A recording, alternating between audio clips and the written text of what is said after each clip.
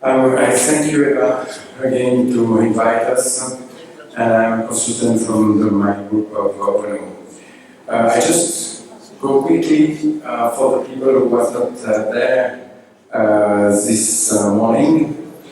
The astigmatism, if you look at this chart in 23,000 eyes, if you look at everybody in between 1 doctor and 1.5.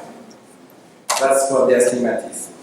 I have another chart here saying he look at the same. In Europe, remember that if you do 200 cataract, you are 40% of you, and I think it will be the next year. People will do only 400 or 500 cataract to survive. Just to remember this, I love this picture. It's mean what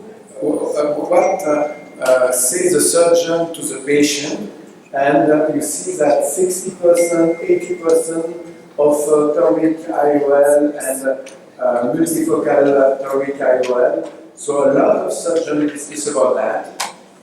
And if you look at the reality, everybody do mono lenses, and only 1.3, 2.1% of multifocal, 1.3 of multifocal toric, and 3.3 toric IOL. So it's really nothing. We just go further. That's our statistic. We try to improve little by little. That's the premium lenses, and we change a lot the last year because the government changed the aspect of the reimbursement. But still, it's not really a lot of numbers. So you remember the astigmatism for the one who was sleeping. It's not a double vision. You have one focus here, and in reality, the astigmatism is like this. You have two focus, and in between is blurred.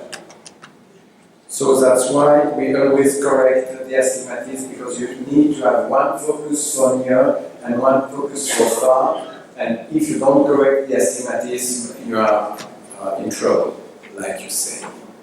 So let's go to the Trinova toric. Why we choose this one? Because we like this material, we like this platelet, and when you correct a toric, an astigmatism with the toric lenses like this, it moves less with this form. It's hydrophobic acrylic, hydrophobic surface. There's two in my mind. There's Zeiss and VSI who do this type of lens and which has this type of material. We never have some glistening, blue balance and sphere and no halos, easy to order, and the main system with this Trinova is there are no patients who speak about halos. Even we ask them. That's a new thing. I tried to find the sinusoïdal light wave and wave surface because I'm a little dummies and I don't understand very well how a wave lines can change the focus. So it seems that with this formula you can change the ray of light. That's the first step. And then I continue to look. There's not too much literature on it. I have to work on it. And you see, if you have a prism, it's quite easy to understand that they radiate the ray, and you can have three focals, and it depends of the prism. You can. It's like they play with a trifocal. Okay, and here is with the wave, but with the wave you deplace, your ray go up and down. So it seems that you have to blur the patient like crazy. That's an article, and I look because VSI say it was a pattern, and I look at this and you see that's quite the pattern that we are looking for with the sinusoid and with the stuff like this. And this pattern here is an Alcon pattern deposit 8 years ago from Xu Mei, a Chinese guy. So you don't really understand nothing. And that's the pattern of a VSI. So I really don't know, I really don't know how it's work really, the sinusoidal wave, and I really don't understand how it works with the pattern anyway. That's where I'm with the research of this implant, but this implant work.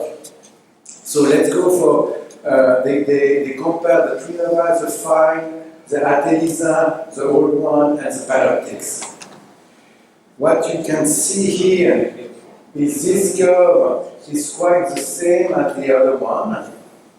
It's quite good for near, and it's quite the same. That's here. That's a trifocal pattern of the fine, and that's a pattern of the Trinova. We go here. Here you have the Trinova, and the light transmission. That's why I asked you, Eva, what was the light transmission? And it's one of the best of the light transmission to compare with the fine, with the Atelisa, and with the Photopic. For the rest here, intermediate theoretical reading, there is little change with all the lens. I think the Photopic is too short for the intermediate lens. For the rest, is around the same. Light distribution, like I tell you, that's for far, intermediate, and for near, with quite all the aperture of the pupilla, it's quite good, and that's perhaps the secret of this new lens. You can see the Photopic 41, 30, and 29, Mesopic 45, 25, and 30. Again, if you look at the pattern, that's a Trinova, and it's still blurred for near. That's a fine, Atelisa, and Photopic. And that's for the mesopic condition. We do a study, we look at all the Trinova that we have done. It was 50 or more with a little cataract or no cataract. Motivation for spectacular dependence. I had between 22 and 25 because we didn't have the other lens at this time. And we excluded all the problems. So that was in our group 4,000 lenses. We have only 10 and 140 of Trinova on between 2017 and 2018. So that's not too much. We have done even master, post-op, uncorrected visual acuity, best corrected visual acuity.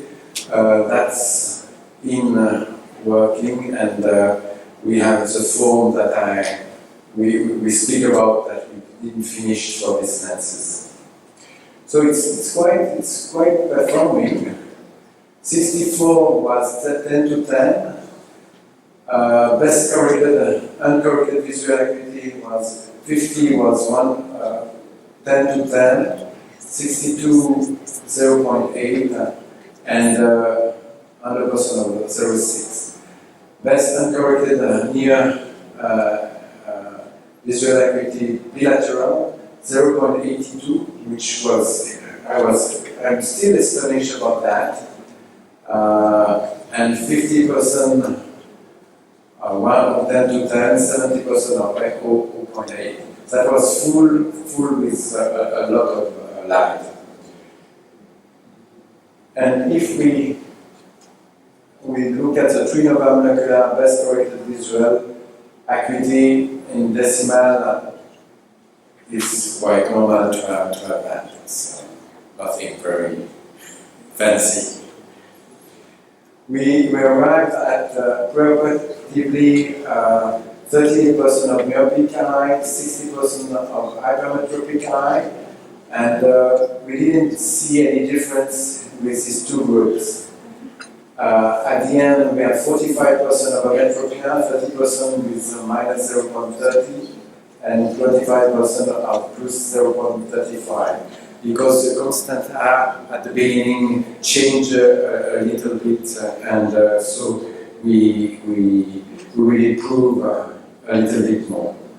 And that's the questionnaire that we have that from journalists from South Africa. We copy it, and we are ongoing with this 150 patient, and I think it would be a great idea that not only we copy you, but for all the group, and that we measure the same scale. It was the scale from 1 to 10, and with exactly the question that you have done with journalists, your friends. And we are studying that at this moment.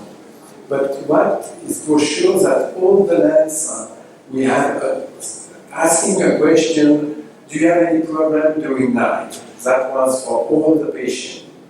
And they say nothing. And then we have to say, do you have some blood or do you have some halos? And then we found some few who say, okay. But if you just ask, do you have any problem during night or with driving, they say nothing.